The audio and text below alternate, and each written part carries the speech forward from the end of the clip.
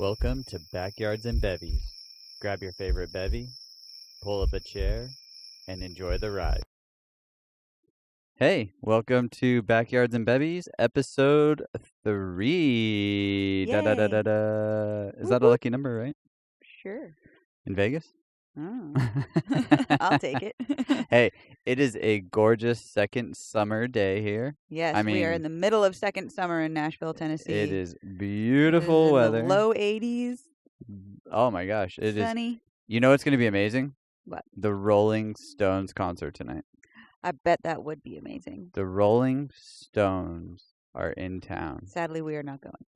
They could be our grandparents, and they're up on stage. We'll be in bed, running around, crushing it. We're gonna be asleep before they've even gone on stage because 100%. they are like they are legends.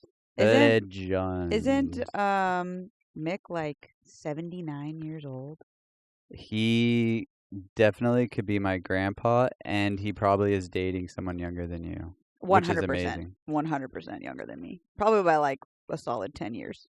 I mean, hey, we have to send respect to their drummer who passed away. I absolutely. mean, such a sad thing to Playing have drums happen. up in heaven. He is rocking it up in heaven. He is the best band in the world is up there just rocking it. But we do send our condolences and everything to them because, I mean, that has to be a hard thing as a band in the middle of starting your tour. You have to go through something like that. But and they were together for so long. I can't imagine.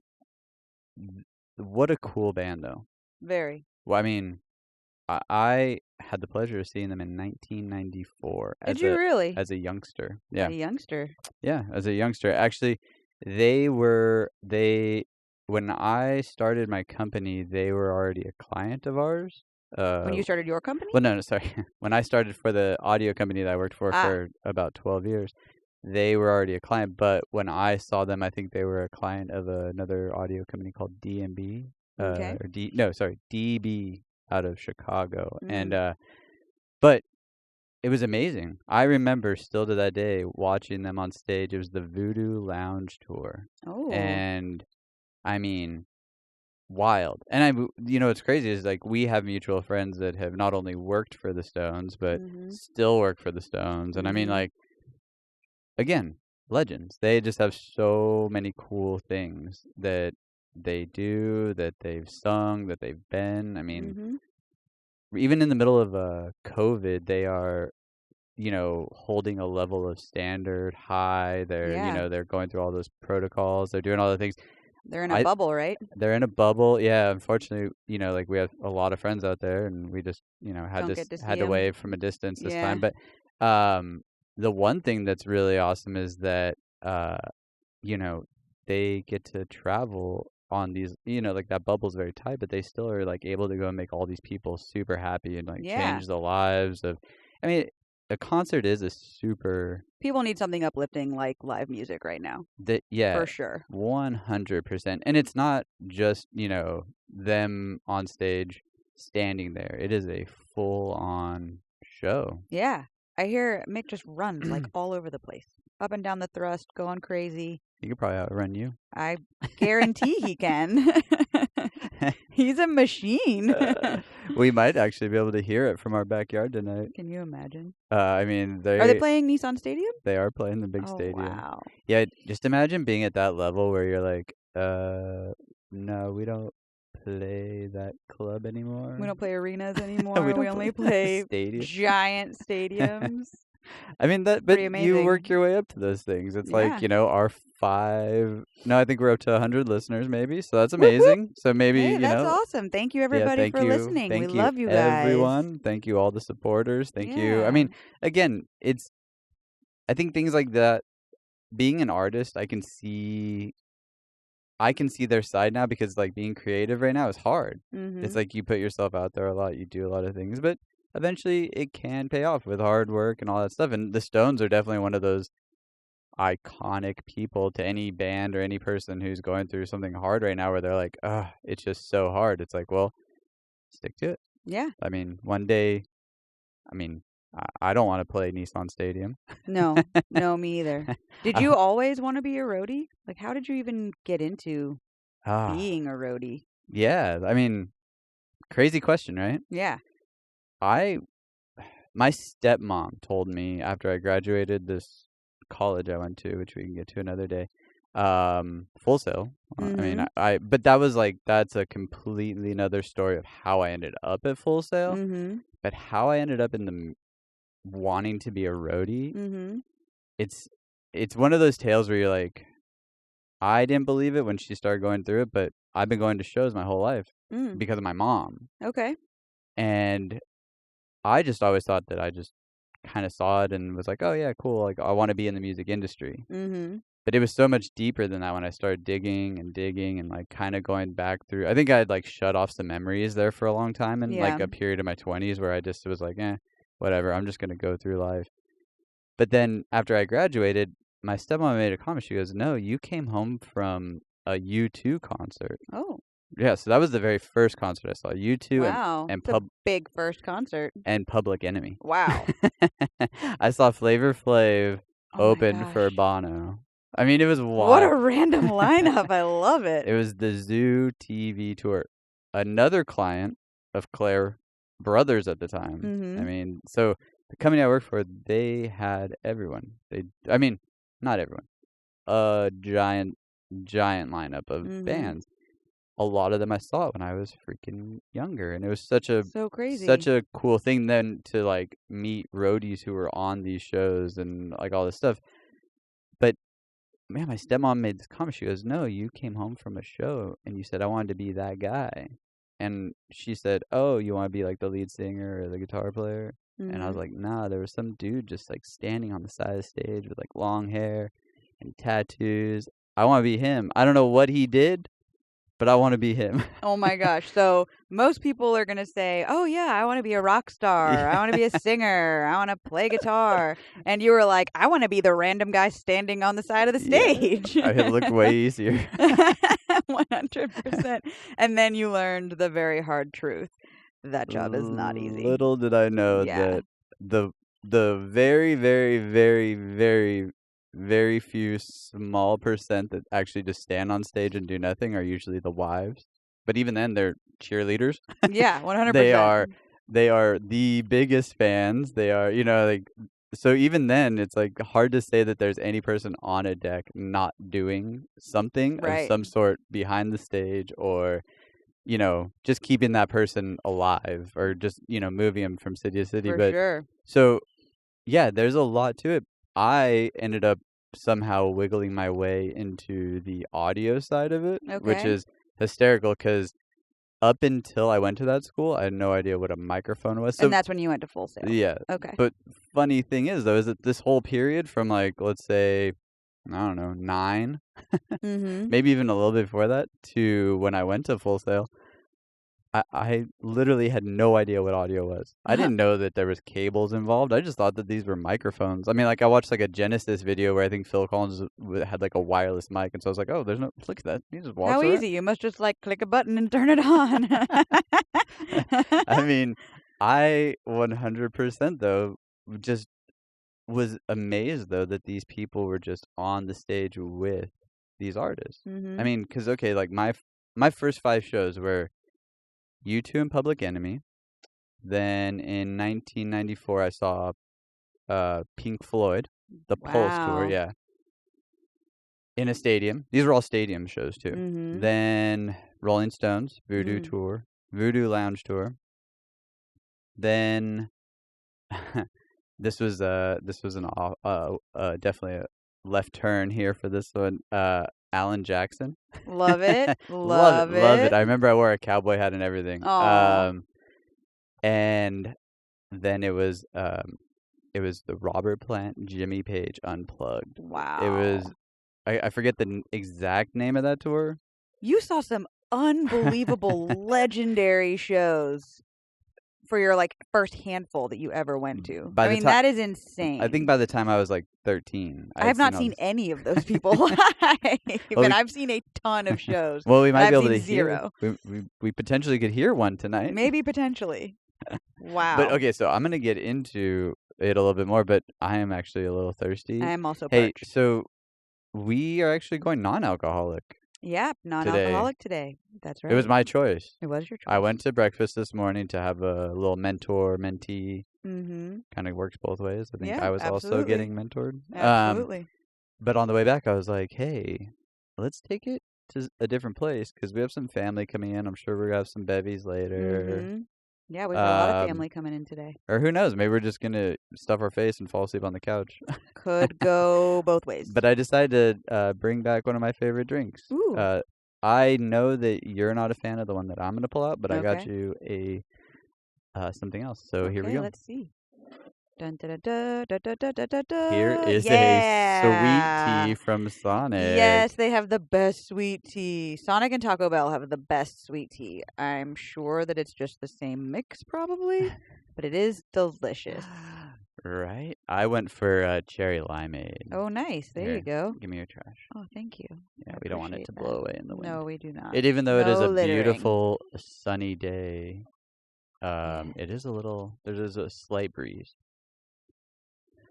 So as a kid, I was very, very lucky to see all these shows. And I think I was 9. I was living in El Paso, Texas. So we didn't get a lot of shows living there. It was just one of those places where I think the stadium was, it was average size. Maybe it was a small college, so it wasn't a giant we didn't have a football team or nothing. So it wasn't, you really had to be going through there, I think, as a tour. Now that I understand logistics and stuff, it makes sense. Like, the market just isn't there for every major tour. So, because you play San Antonio, which is just down the road, or you play Denver, which is just up the road. So it's like, and you know this, like, when you're booking stuff, some cities just, you have to be able to sell. Right. And though those were big tours and they went through there, they knew that they could sell those. So when we did get a tour, it tended to be of the these larger magnitude, which again was awesome. But that just meant that we had to wait a longer period. So when I was like 9, I was super into Guns N' Roses. Okay. Like, I think Green Day, Guns N' Roses. I know that we talked about this on another show. I loved Bon Jovi. I loved that, like, 80s hair metal, or rock sound that it was. All the Verb. Yeah, love. All the Verb, the delay. You and love all your the 80s bands, the for sure. Aquanet. Yeah, yeah. I used to use Aquanet. I could see that. It works amazingly. I'm surprised you're not from Texas. I feel like I should be. I've always loved big hair. And my friend at the time, his dad had pulled 4 tickets to go see, get this, Metallica, Guns N' Roses, opening for, was it Metallica opening for Guns N' Roses? No, it was Guns N' Roses opening for Metallica. I forget now. Oh my gosh. Wow. But they played the same show? 1991. Opening for them was Faith No More. Whoa. What a lineup. Oh my gosh. Huge lineup. Huge, Your right? ears must have been ringing so bad after my that mom show. wouldn't let me go. No, my mom. You didn't get to go? There's few fits that I've seen in. Oh, that hurts my heart for you. I was about to be so jealous of you, and now I just have pity. Yeah, so me and my mom definitely have some different opinions in life, and we've gone around the block a few times on some things. That one's a hard one to forgive. Yeah. Like, that hurts for sure. I can say that I've let a lot of things go. That one will always hurt because of just who those epic bands were. And that was going to be my first concert. But, I mean, your first concert still ended up being U2 and Public Enemy. Yeah. I mean, that's pretty rad. It was. Don't get me wrong. It's not Metallica and Guns N' Roses, which would have been my preference for sure, but... Look, Bono's great and all, but I would have much rather seen Axl Rose running around shirtless and Slash and his poofy... just going wild. Yeah, for sure. Crazy, even, like, fast forward, though, and this is just a quick side note, that was the first band that I ever toured with Guns in the A-market arenas. Wow. Can you hold on a second? Time out. Well. Explain to the listeners what an A-market arena is. Well, this drink is so freaking delicious. Well, like, okay, so a club band, I don't know, let's just say, like, clubs and smaller venues that you go to, they're, like, C and D market. Mm-hmm. Just because... So they're smaller sizes in capacity. More, like, sometimes in a more rural or smaller Yeah. population area. Yeah, that's a good way to think of it. I mean, you probably have a better definition of it than I do. I just always looked at it as like the Staples Center, Madison Square Gardens, and like Foxborough to me, or playing any kind of stadium is like that's a market. Because you could say like, oh, I play at an arena, but you could also say like, oh, well, that arena is in Moncton. Where's Moncton? Canada.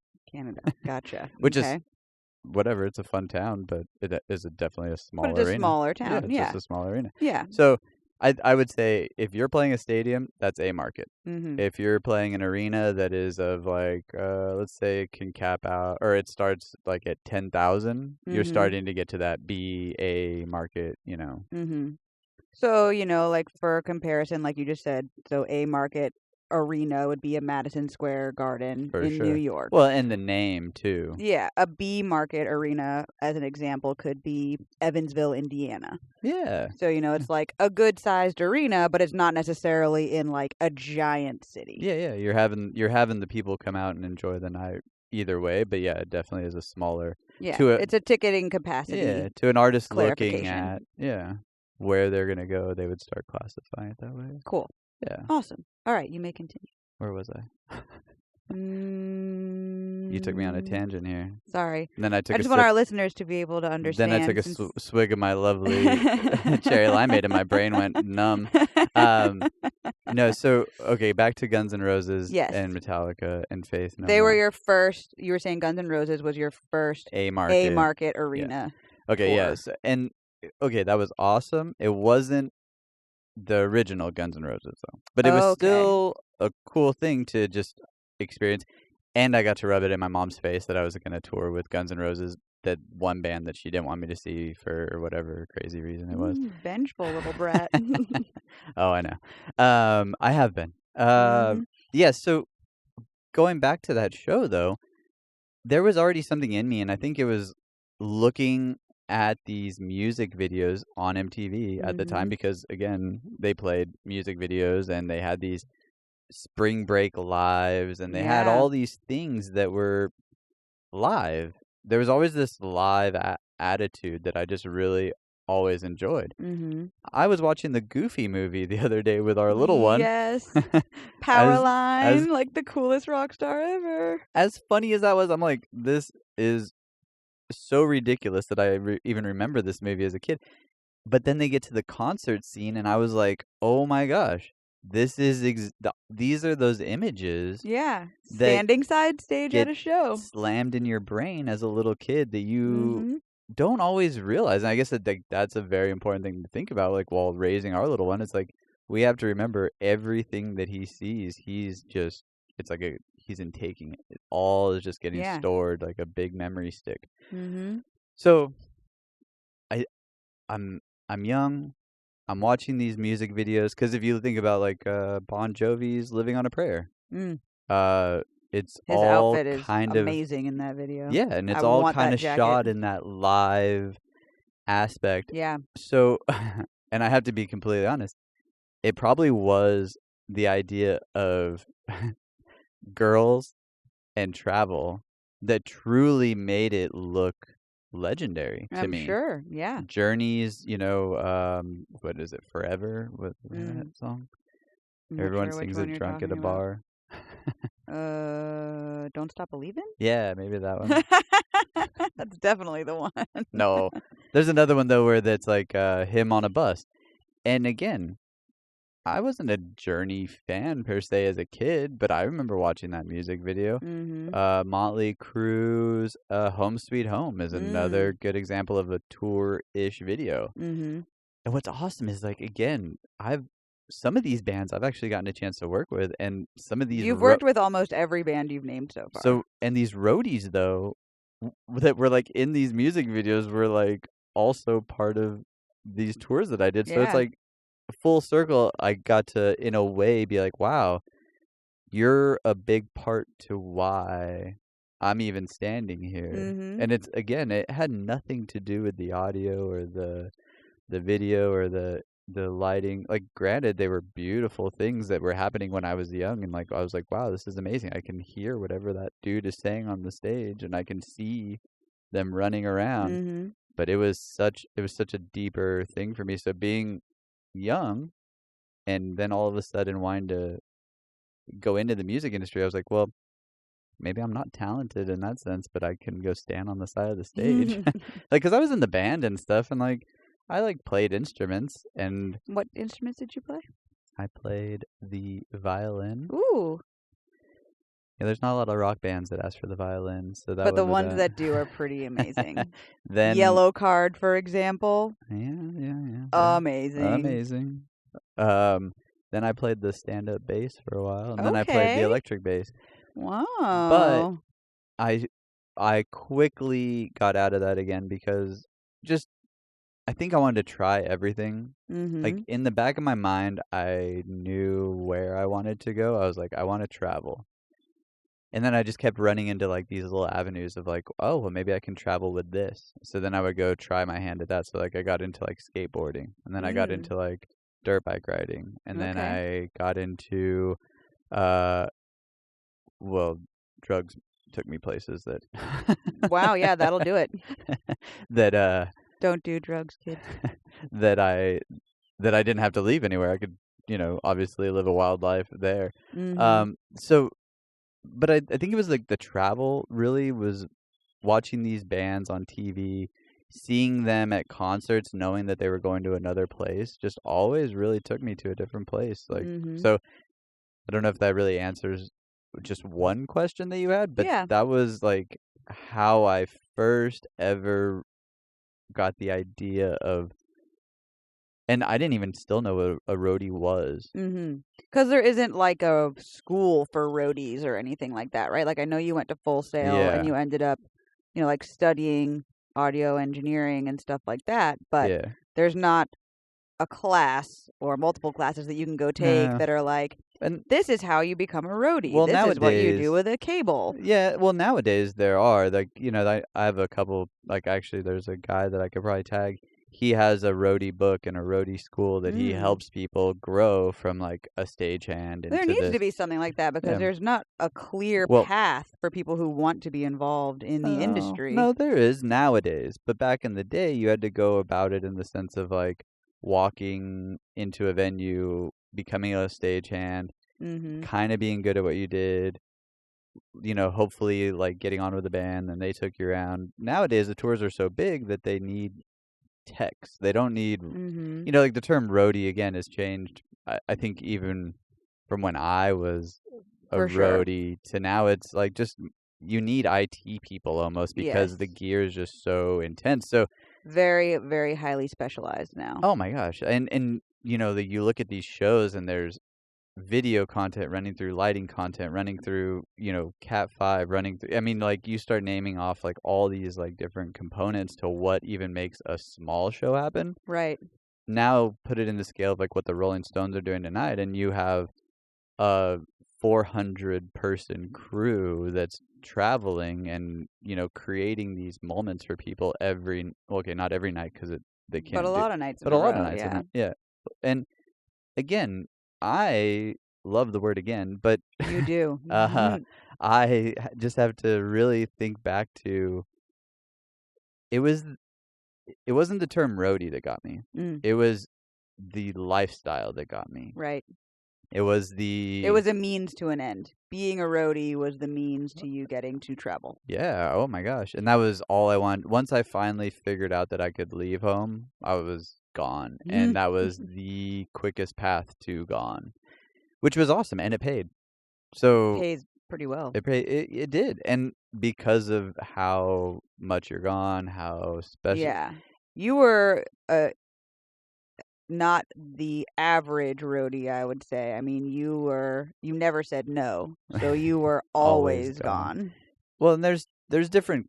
I think you could now even start going back, but now looking back at it, I remember the first time that I interacted with another roadie, and I was 18. I was working at the Rib Hut, which is my favorite barbecue place in all the world. El Paso, Texas, and it was right across the street from the Don Haskins Center, which was the basketball arena for the college. Okay. And again, I still had no idea. I'd been to all these shows. I'd watched all the music videos. I internet really wasn't a thing. Yeah, it was around, but it still had that dial-up tone, and it took forever. And I didn't even know what a Google was. I don't think Google even existed probably back then. I don't know. Well, I mean, it might have. It might have been in its infancy, but there was no real way to figure out, just like you said. So, like, I'd never heard of a school, or I'd never heard of a program, or I'd never heard of anything that would even have the word roadie in it, other than maybe someone on TV saying, like, oh, these are my roadies behind me, or something like that, or like MTV or something. Right. Because remember, too, in 1994, the big Woodstock concert happened. Right. That was the one with Limp Bizkit? No, that was 99. Oh, that was 99. So even, like, watching 94, all I saw was all these guys on stage just, slinging wedges, doing all the things that I ended up doing as a audio technician, but I didn't know what they were doing. I just assumed that they were just part of the band, and then when the band got up and left that night, they all went and got up and left, and then I had a real reality check when I first had to do, like, my first show, and I was like, what? Whoa, this is way harder than I ever... I don't just get to stand around and watch. Whoa. Whoa. So, yeah, I was 18, maybe 19, actually. Had no idea what a roadie was. I walked across, I saw all the tour buses come in that morning. And I would see it, every few weeks or so, there'd be another show there. So I'd watch these tour buses roll up. These guys would get off with long hair, smoking cigarettes, they had tattoos, they were black. Like, I was like, these are the coolest dudes in the world. Who are these pirates? How do I become one of these? Look at these buses they're on. I'm like, buses are cool. And being young, you can only picture what goes on there. I'm pretty sure I'd seen a tour bus on TV or something, and been like, only parties happen on there. There must be 17. Mostly sleeping. Again, another reality check. Pretty exhausted after a show. Most people maybe go to sleep. Well, back then, I got into the industry. Rockstar life was different. I got into the industry right as it was swapping over. So I came in still at that party. Gotcha. And the parties still do exist. I'm not going to say that there's no party, but again, the jobs are getting harder. They're getting more technical. The shows are getting bigger. Well, and now there's regulations, and I think there's been enough accidents in the industry to where people are like, okay, well, we can't stay up all night doing blow and drinking beer in the back lounge like we used to. Yeah. We can do it tomorrow on the day off. Yeah. Day off is different. We just can't do it tonight on the way into the gig. So I loved it, and that was the only thing I wanted to do. I was like, oh my gosh, what if I could ride on one of those buses and then just party? Like, wow, like that would be wild. That would, like, what a career. Like, obviously they're doing that, because in my mind, again, there was 14 kegs in the back. There was no beds. I didn't even think that there could be beds on those. I just thought there was a big dance floor in the middle. A dance floor. It's like a nightclub on wheels. Look, if we're gonna be honest, I'm throwing it as much honesty as I can. Yeah, like, I was envisioning a driving strip club in a way.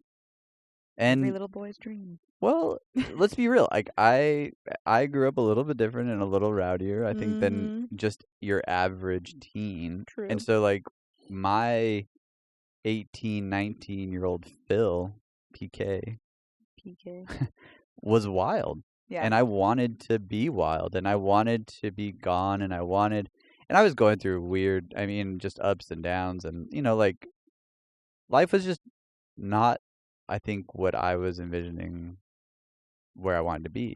I just didn't know, I guess. And so, like, my only thing was, well, I'll do the one thing I can do best. I'll leave. I know how to leave. I'll do this good, and I'll just be gone. And when I figured it out, it worked. I was like, oh, here I am. I am out. But again, there I was, 18, 19.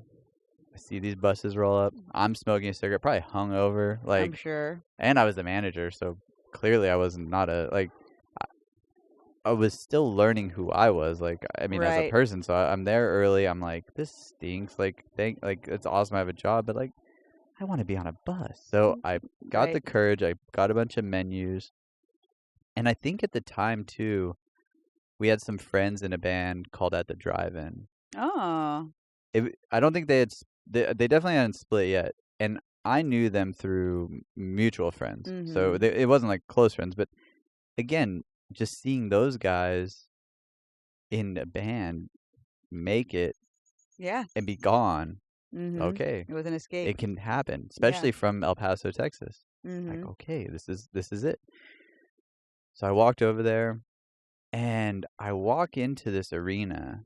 I think I asked like the security guard, like, "Hey, I got some menus from across the street. I want to feed the band." And like the security guard looked at me and was like, "Okay, man." Like, what did you just say to me? And I'm like, can I go talk to somebody? I just want to talk to the band.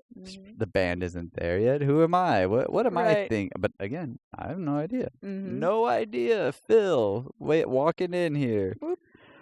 Okay, so here I go. Doom to doom. Start walking around, and I think I bump into some roadie, and he's like, yeah, we do like after show food, but I don't handle that." And I'm like, "What is after show food?" You're like, "Oh, okay." And he probably used some other term, but I'm just using a term that I know. Right. And so he called on a radio. Oh. I was like, "Whoa, they have radios. That's important." Yeah. These guys are like legit. Like, I've only seen cops have radios. Yeah, for sure. I never thought of that. So this guy shows up, and he's probably someone I ended up touring with. I have no idea, like, That'd down be the road. Crazy. And I told him, like, "Hey, I'm from across the street. We have really good barbecue. I'd love to, have you guys over."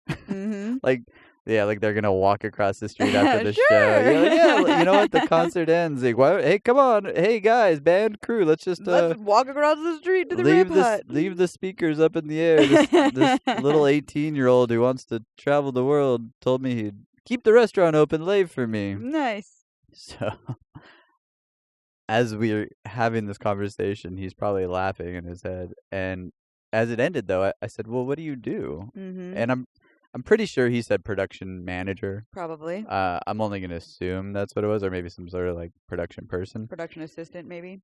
Who knows? And I said, "Well, can I see inside the arena what you guys are doing?" And I remember just seeing these like lines of like chain just going to the ceiling. Like just boxes everywhere. I was like taken back. I was like, "Wait, this is nothing what like this stuff isn't already here when the show starts? Where's the band? I thought you guys would be like just hanging out." I saw a Bon Jovi video where he was flying above the girls in the audience, and they're just hanging out with the roadies. Isn't that all this is? Where is all this stuff? Where's Pauly Shore at? But it was a little bit of a reality check. So I was like, okay, well, that's kind of disappointing. There's actually some work involved. I don't even think that hit my brain. I just was shocked that there wasn't shiny and fun everywhere. So that was my second really big moment, I think, in how it stuck in my brain that I was gonna be a roadie one day. I had no idea how or where or why, or looking back on it, the guys who are now helping these people like me are doing amazing jobs because they're giving them direction in a sense where it's like, cool, do you want to go down this road? You can go down A and know a lot and get smart and really have a career. Versus it just being a job.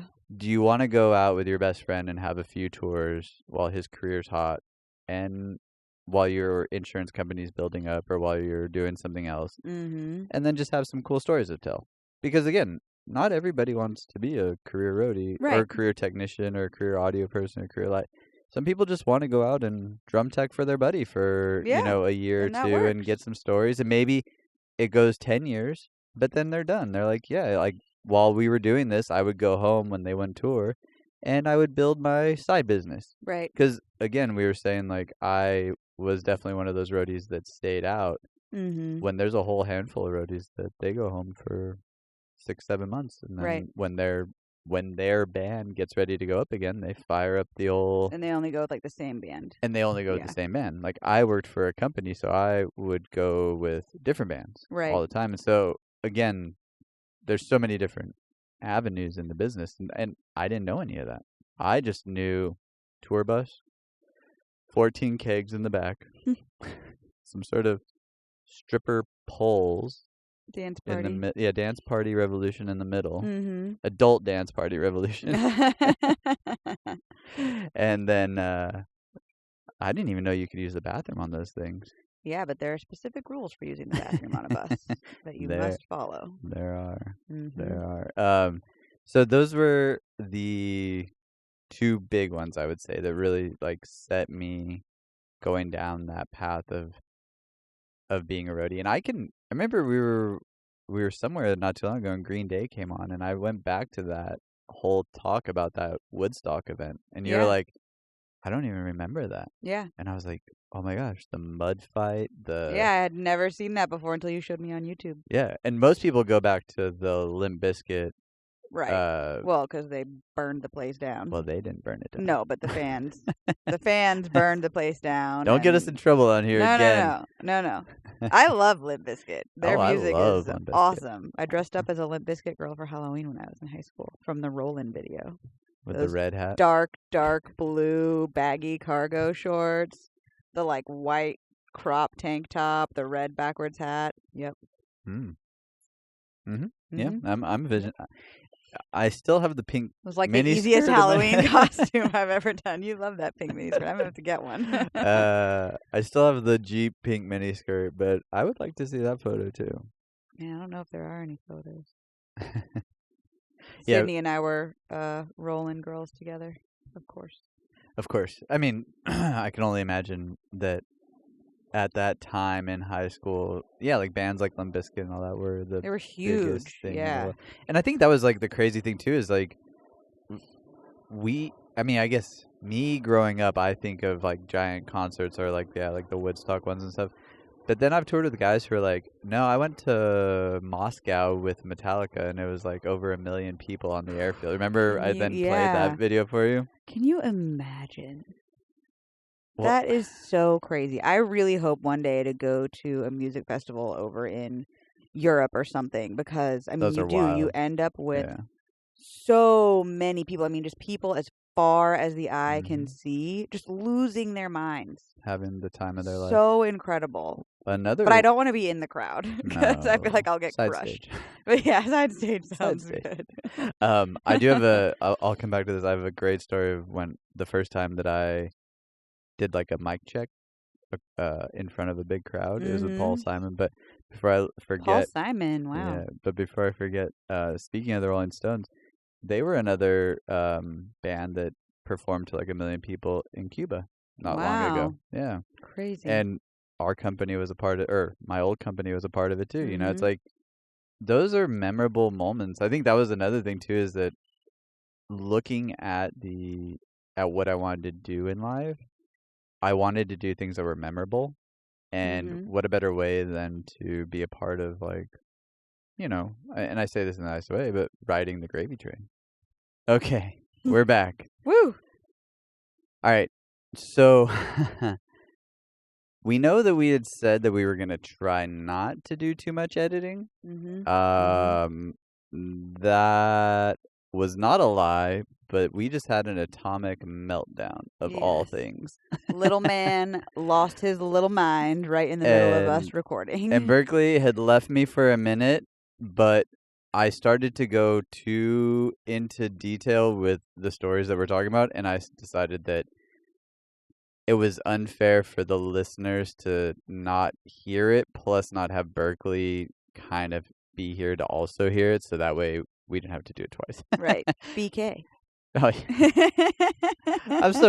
I'm not flustered, but am I flustered? I think it's all right. I think on the break I put a little vodka in here. Sometimes you need it. Hashtag parenting. Woo, that was a fun little meltdown. I think I even have spit up on me. You probably do. He was an unhappy little nugget for a minute. Yeah, but he's asleep now. Have We're a all spider good. on your shoulder now. No, too. I don't. Yeah, you do. He's crawling across your boob. Oh, get out of here. It was another one of those jumpy ones. What is happening today? Oh my gosh. Today is Can I put my feet up here? I'm get afraid. your feet off the table. What if it gets back on Were me? you born in a barn? Yes. Okay, anyways. Oh, wait. So, hey, again, we're not going to try to edit like we said. So that way we came back into this lane. Everybody know like all the stuff. But we did leave off on a really cool little place, right? Yeah, you were about to tell us a story about your first mic check as a roadie, which was when you were on tour with Paul Simon. Yeah. Oh, yeah. That was, and again, like, I grew up listening to Paul Simon. So to be on his tour, like, just to go back a little bit, like, we were talking about me and my mom and all the experiences with music that she took me to. Mm-hmm. Well, I remember being, like, a little kid, like a little nug, in the little Datsun truck that we used to drive around in, and she would play Simon and Garfunkel. And at the time, I don't know who Simon, or I thought it was Garfield. I thought it was Simon and Garfield for the longest time. I was like, wow, I didn't know that the cat with the lasagna could do this. I love that. Maybe not, but I feel like though as a little kid, that's who you would associate that name with, right? So then I remember getting the phone call, right? Like I've made it. I'm in the A market game. I've done like at this time like a handful of bands. I've been around kind of the world. I haven't been to like all the big spots, but I've been to enough places now where I'm like, I've been to multiple countries. I could do this. This is amazing. Mm-hmm. And then I get told like, all right, you're gonna go with Paul Simon, and I was like, okay, how many songs does he have? Like I've heard his name before, but again, like yeah, you wouldn't know. But I never was in this industry because I had the biggest love of music. I was never in this industry because I had the biggest love of audio or any of those things. Mm-hmm. I was in this strictly to get out and get on a bus, play, have fun, drink, and see the world. So I was like, Paul Simon, like, where's he going to take me? Nowhere, right? And I didn't really think about it at first. I was like, oh, whatever. Then all of a sudden, sound check number 1 happened. Well, rehearsal number 1 happened. And I was like, wow. I've heard every single one of these songs and some. Just never knew they were by the same dude. And he didn't. I mean, I'm gonna go on a limb and say he didn't touch on too many Simon and Garfunkel songs. It was really just like his show. His stuff, yeah. And then the lineup was obviously amazing. So okay, now I've established. Oh wow, I am with someone who is really gonna go far. Right. And the first leg was like American leg, like we did a lot of the U.S. states, some Canada, a lot of like we would go arena.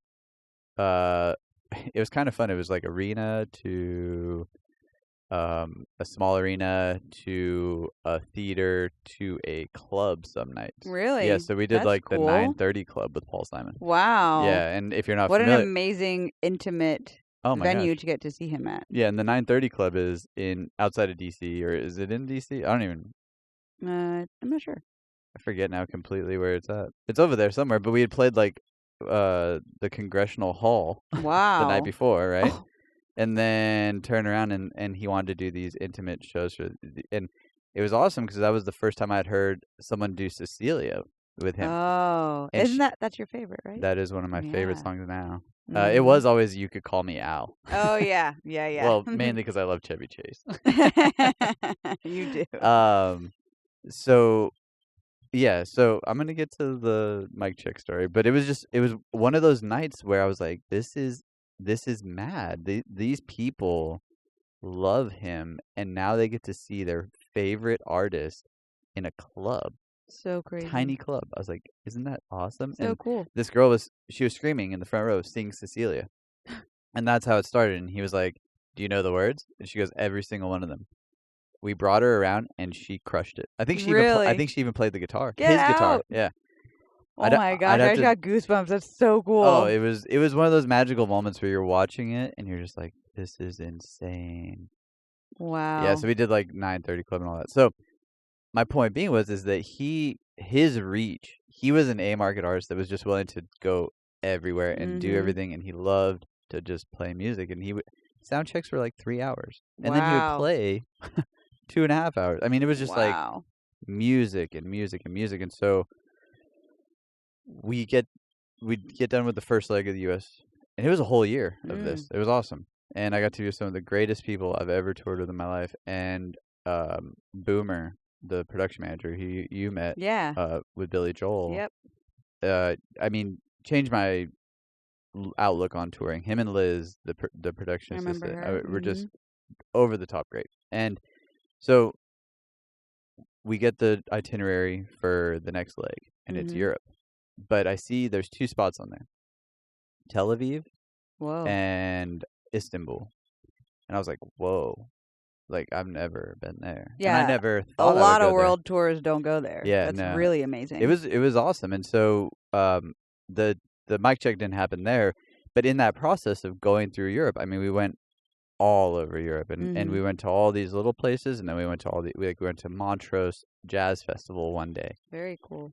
Well, one of the festivals that we had hit first was Glastonbury, and it's up in the UK. And normally it is wet and very wet and rainy and muddy, and it's just like a pain, right? Well, my buddy Brace, who we can talk about another day, but you know him, he was out on Full Circle, U2.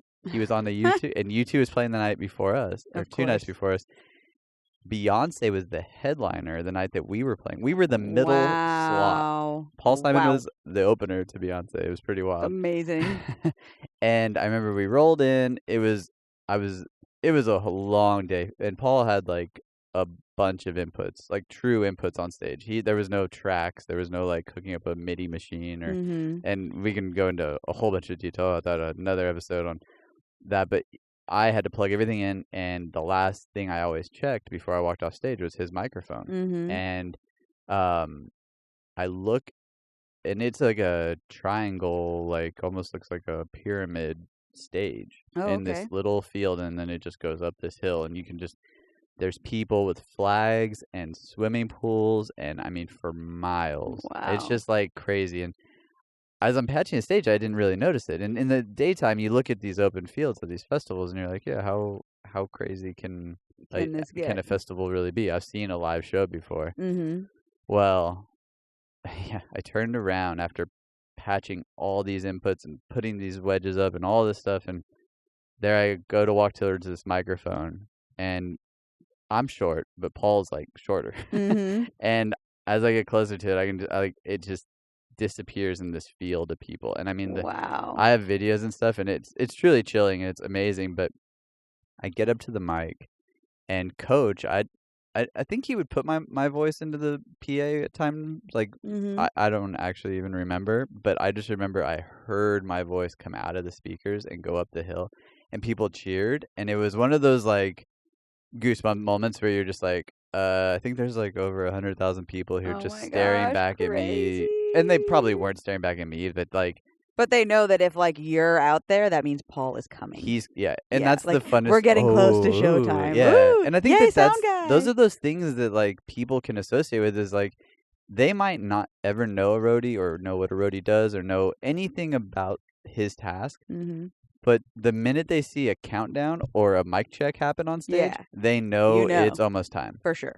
And it was with all artists. It was fun. I always enjoyed like when Justin Bieber would put his countdown clock on the screen. Now my ears didn't like it because it got very loud. All the screams. And there's another thing too, funny, that's artists like they do their intro music, and it gets a tad louder, and it's almost like, again, the crowd doesn't know what we're doing, but psychologically, they know something just changed, and the atmosphere just changed, and it's almost like you're like, whoa. Cranks up the excitement just a little bit. It does, and then people really do go wild. So that mic check, though, will always live in my mind as one of the first experiences with a European or UK, whatever, across the pond, touring, festival season, like outdoor shows there, that blows your mind. That's awesome. And you've done other festivals over in Europe too, right? Yeah. And I mean, I think the funnest one, since we're talking about all these like moments that happened to me as like a kid and how I became a roadie, it was fun to really truly become a roadie and then get to. There's a lot of people say like, oh, you should never work for the bands that you love because like you'll end up like they'll ruin it for you. Or they.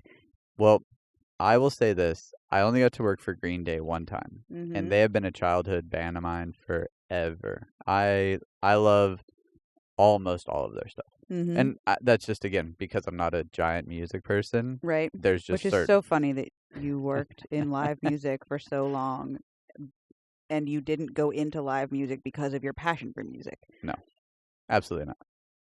I had a different passion. Yeah, that was my story, not your story, which is just hilarious. I had a dark side passion that got me to it. I was like, oh, what? There's free booze? Woo, I'm there. There's women? What? Oh. And there's drugs? Oh, my gosh. I'm there. All my favorites.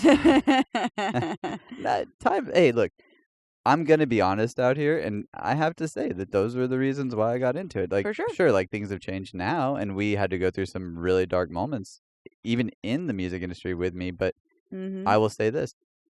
Me going there, though, got me to here. Absolutely. So regardless of what I did or how I acted or what I actually went through, it's over. It was fun. It was a great time. Some of them were dark, horrible times, right. Even in the fun, like looking back on it. But I can say, though, that that Green Day tour truly took me back to being a child almost every night. That's so cool. Like, every single night.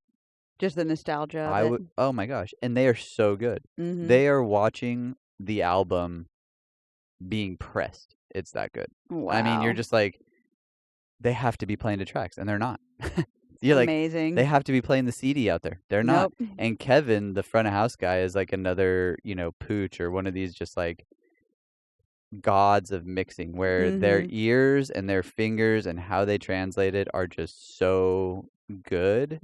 You sit behind them every night and you're just like, wow. And he did that every night for Green Day, whether I was side stage or whatever. And the reason I went out there was such a weird reason, and how it all happened was strange, but all of a sudden I was in, and it was like family, and it was, again, that's one tour people always ask, like, what's your favorite tour I was ever on?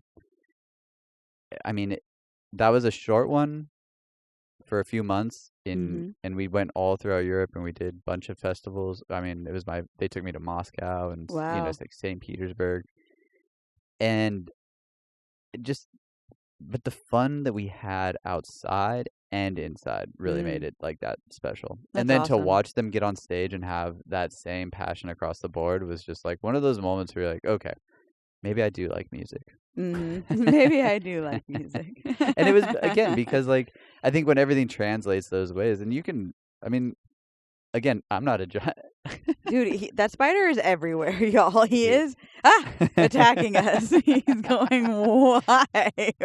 This is like a lot. This is the funnest live show I've ever had in my life. It's out of control. This is going wild. He just is mad AF over here. After I knocked him off of me, I don't know if you saw my eyes get all big. A few minutes later, he crawled up onto the table, onto your shirt, and was like looking at me. And then he came over at you. Dude is out of his mind. I feel like today is like one of those days where I'm just like, this is definitely a fun show. We've had so many ups and downs already where it's just like, just gotta run with it. Yeah. I'm pretty sure it's gonna rain any moment. No. But there is a giant wasp over there now. Heading this way. That's why I brought the fly swatter out earlier. Smart. I was wondering. Okay, so back to Green Day and my point with the whole like concert experience. It's like going to your Tool shows, like, and I want to experience that because you always talk about those guys being just so on point. Yeah, and incredible musicians. And this doesn't mean that like other artists that do the tracks or do the things that are technically like maybe sometimes like, okay, analog or digital between like how people mix on consoles for shows and stuff is like one of those arguments where it's like, did it sound good at the end of the day? Great. You know what I mean? Like, how did you grill your burger? Or what'd you do first? You could go through all these different steps, but at the end of the day, did it taste good? Yeah. Right? So it's like, sure, we could go down that rabbit hole of like, oh my gosh, yeah, but this band uses this and that. Okay, look, Green Day and Tool and some of these other bands they're just different. Yeah. And they just have that edge Yeah. that truly puts fans in the experience of listening to a live show like it's an album in your ears. Yeah, when you get to experience that, it's like, nothing else. I mean, I've seen a zillion shows live, and they're always fun. They don't always sound great, but even the ones that sound great, more often than not, don't sound anything like the recorded music. And when you get the opportunity to see a true artist where they sound exactly the same at the live show without using any trickery or whatever. Yeah. As they do on an album, it's mind-blowing. 100%. It's true artistry. It's rare to see. Yeah, and that I think those were the experiences of touring that I look at and was like, I remember being a kid and having those fun experiences at those shows with my mom. Mm-hmm. Like I remember sitting there in the audience and watching these car headlights light up at the U2 show, which is so wild because that was 20-something years ago. Mm-hmm. But I can vividly imagine it because those are those moments when artists connect. Mm-hmm. You're like, I was there Yeah. when that happened. Or I was there and I saw that special moment live. Mm-hmm. And I think that just, again, part of me creating this podcast, I told you the other night, I create the one podcast that I have to load in and out every night. I know, which is so funny. The one thing that you used to do all the time, you were like, I don't have to do this anymore. Oh, just kidding. I'm literally doing this every week. I was in the music industry for, 16 plus years. Mm-hmm. Never owned a microphone. Never owned any kind of audio gear. Never, again, because I didn't get into it for those reasons. Mm-hmm. What ends up happening, I get out of it, and what do I do? Buy all the gear? I'm like, oh, now I need this. Now I need that. Oh, interesting. Too funny. It is funny, but at the same time, building this show, I wanted it as real as I possibly could with those mistakes that make things seem real. Yeah. And with those good things, though, that make memorable moments for people, like, sure, this is going to be played back to someone, mm-hmm. but what we're experiencing with the spider and the kid and the missed flights today, and our poor family is trying to come into town, and it's a struggle today, y'all. We are experiencing these in real time, and they'll be able to hear it, and they'll be able to hear our emotions behind it, and they'll be able to say like, oh yeah, that's a true thing. Like, mm-hmm. like some lady or some father, some mom, whatever, could be listening to this and being like, dang, my kid blew up today too. My kid interrupted what I was doing 100 times today. I know exactly what they're going through. Yep. And I think that's, again, what I love. Once I was in the industry, I loved the live aspect of it because of that. Yeah.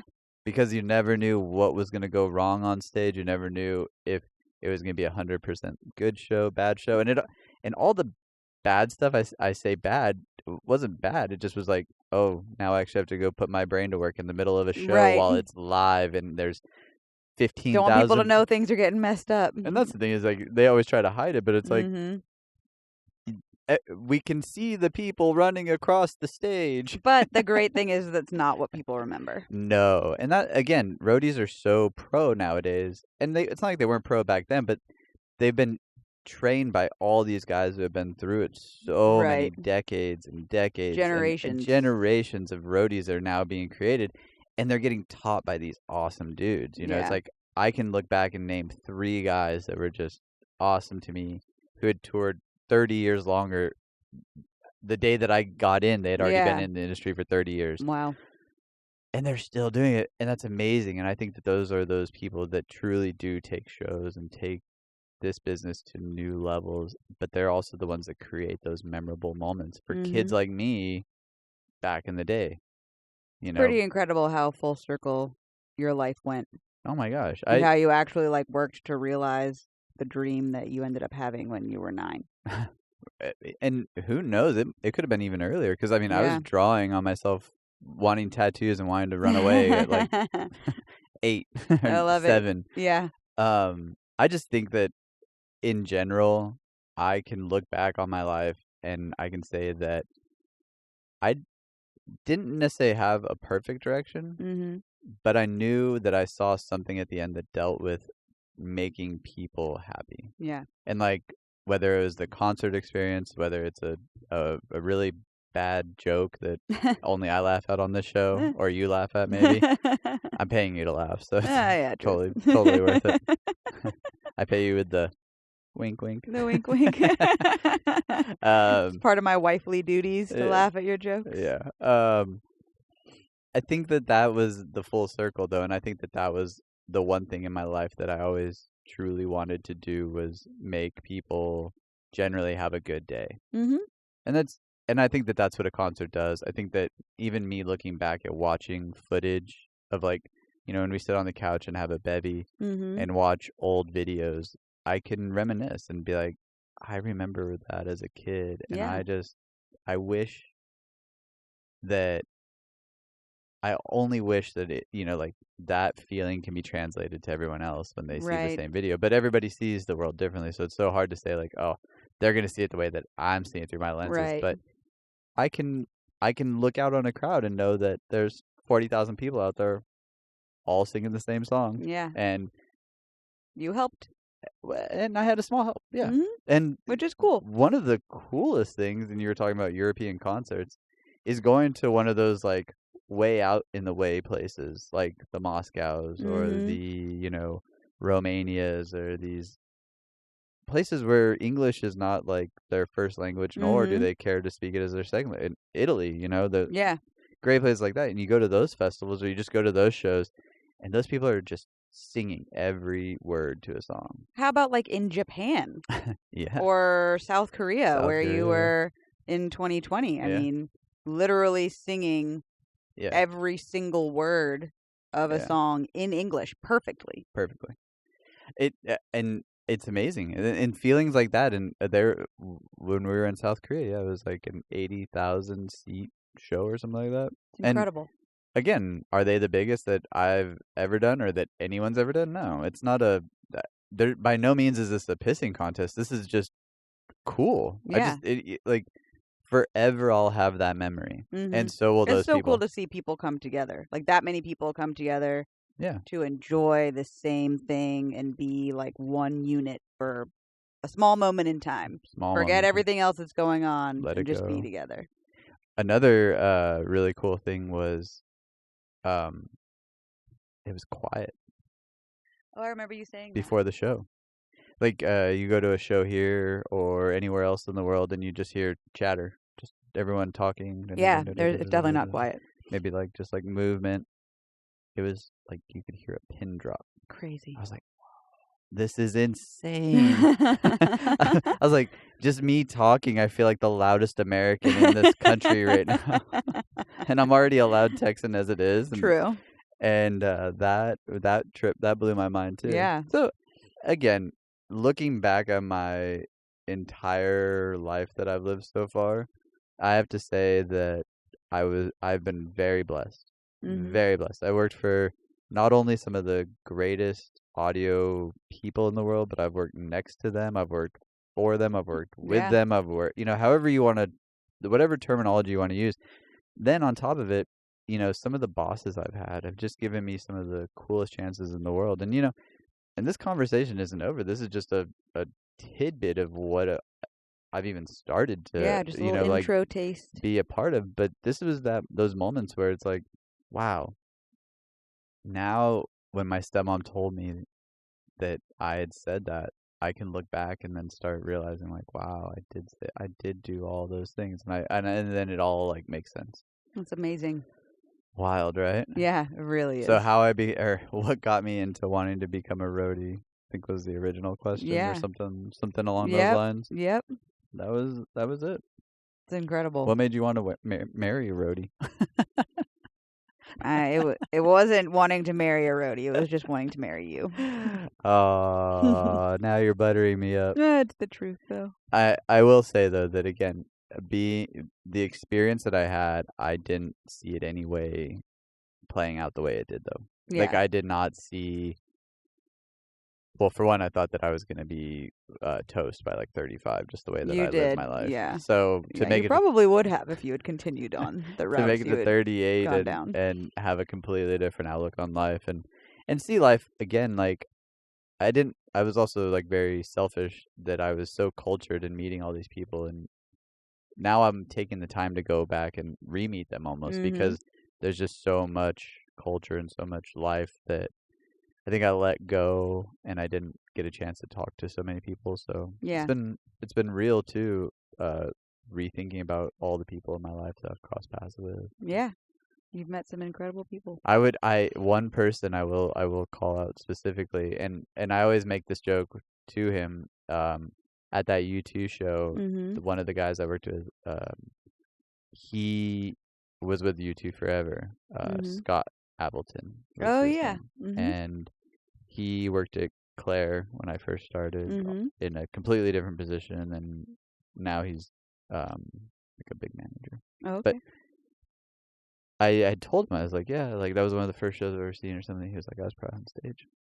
Crazy. And he used to have long hair. I was like, oh, it was probably you. It was probably you. But he doesn't have any tattoos. Oh, well, still. But again, and I say tattoos, like back in the day, you know, like this guy might have one tattoo. Right, And it was you're a like, lot he's of tattoos. covered. He's so covered. They're on his arm. Look at you him. could see it. Yeah, like completely different. But I will slowly come to an end now because I know we've hit it. But it was one of those moments seeing him and then looking back at it, at young PK, and being like, maybe it was you.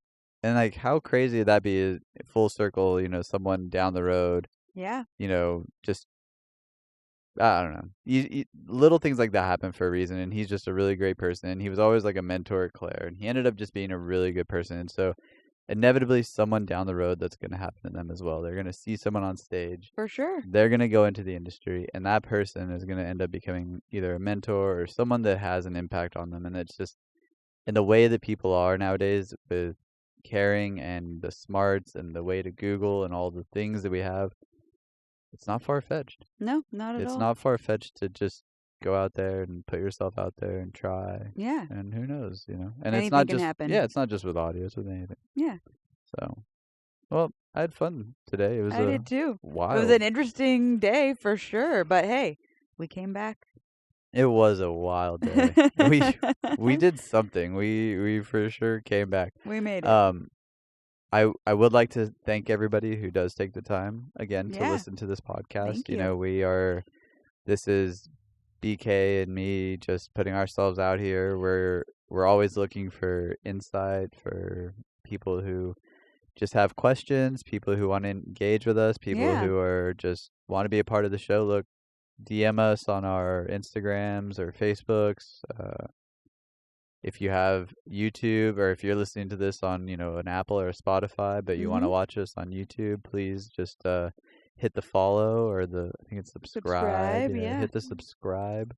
It's free. It is free. Yes. Everything is free. You can also go over to our Patreon and I put a few things up there. I'm still learning that one, but and Twitter. I've become a little Twitter.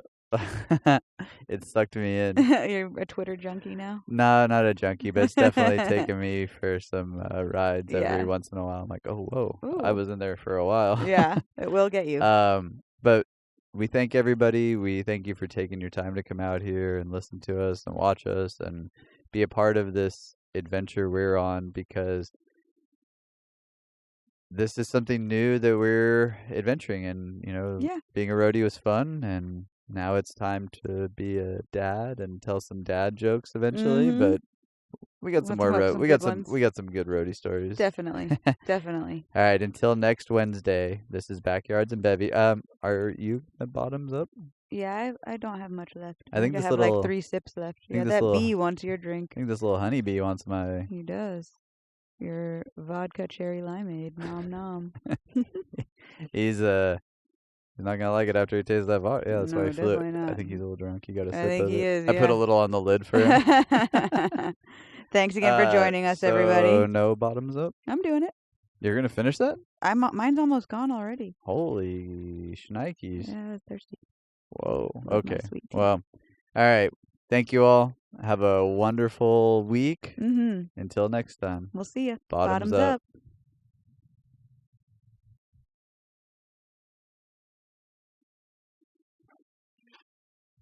Mine's gone. Mine's not.